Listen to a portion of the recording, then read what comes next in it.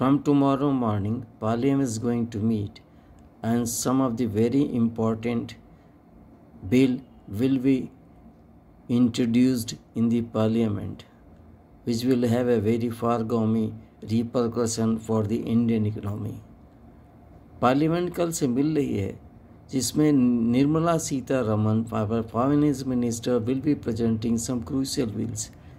एक बिल जो ज़्यादा कंसर्न करता है तंबाकू, पान मसाला और अदर इस तरह के रिलेटेड, जिससे जीवन के ऊपर गलत असर पड़ता है, उससे रिलेटेड बिल निर्मला सीतारमन जी प्रोड्यूस करेंगी। इसमें ख़ास तौर से टोबैको रिलेटेड जो कंपनियां हैं, ख़ास तौर से आईटीसी, उनके ऊपर नेगेटिव असर पड़ेगा, पहली बात। दूसरी बात, 3 से 5 तारीख के बीच 3 दिसंबर, 4 दिसंबर, 5 दिसंबर को एमपीसी मीट करेगी, जो ये अपना व्यू करेगी कि रेट कट 5 तारीख को आरबीआई अनाउंस करेगी या नहीं करेगी, करेगी तो कितना करेगी। इस पे मुझे कल जब अभी 2 दिन पहले जो जीडीपी का रेट आया है, रोबस्ट है। पिछले क्वार्टर में 7.8 के जगह इस क्वार्टर में 8.2 है। ज़बरदस्त ग्रोथ आई है जीडीपी में। इस वजह से मुझे ऐसा लगता है कि अब तक जो मैं ये सोच रहा था कि 25 बेसिस पॉइंट कट किया जाएगा, शायद मुझे ऐसी उम्मीद है आरबीआई गवर्नर साहब पॉज ले लें और शायद रेट न कट करें, इस वजह से कि अगले चांस के लिए वो उसको बचा कर रखें, क्योंकि ऑलरेडी इकनॉमी एक बहुत ही स्ट्रॉन्ग फेज में है।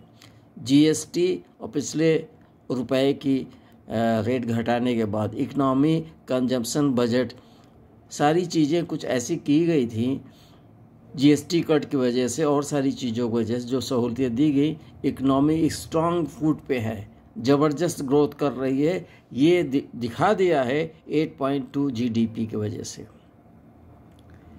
तो ये कुछ बातें हो गई। और एक कुछ इम्पॉर्टेंट बात मैं कहना चाह रहा हूँ, इसी सत्र में कुछ और बिल हैं जिससे दूरगामी परिणाम हो गए इंडियन स्टॉक मार्केट में।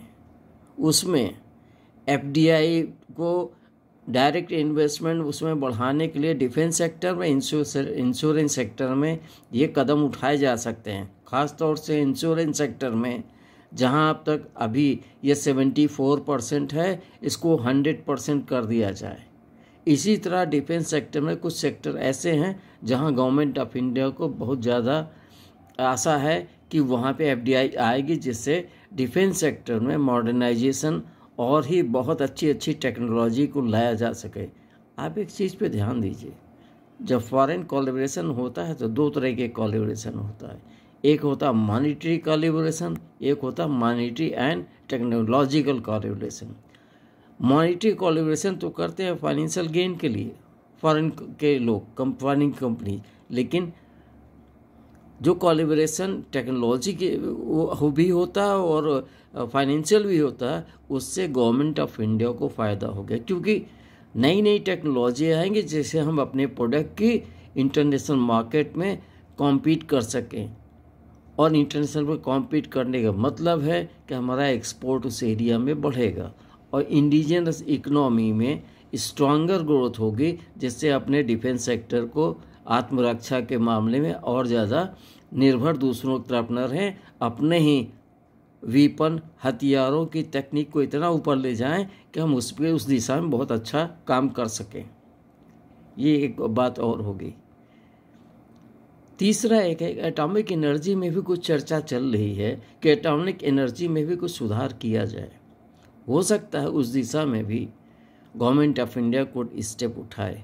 ये सब मेरी एक आशा है, सोच है कि ऐसा हो सकता है इसमें कुछ चीज़ें हों, कुछ चीज़ें ना हो। मैं ये सोच रहा हूँ कि शायद आरबीआई गवर्नर 5 दिसंबर को रेट कट के ऊपर जो उम्मीद थी कि 25 बेसिस पॉइंट होगा, शायद पॉज लगा दे इस जीडीपी की ग्रोथ रेट को देखते हुए।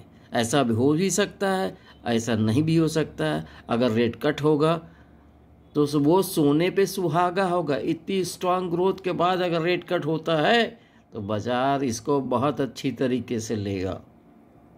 ठीक है, और बहुत सी बातें करनी हैं, लेकिन ये 5 मिनट का शॉर्ट वीडियो हो गया, इसको आप देखिएगा। इसके अलावा मैं कुछ और चीज़ें आपको शॉर्ट में देंगे जिसमें आप ध्यान दीजिएगा और आगे अपनी बात रखिएगा। Thank you very much. मेरे चैनल को देखते रहिए, सब्सक्राइब कीजिए, जिससे हम नई नई चीज़ों को आपके सामने प्रेषित कर सकें, अब आप उसका लाभ उठा सकें। Thank you very much.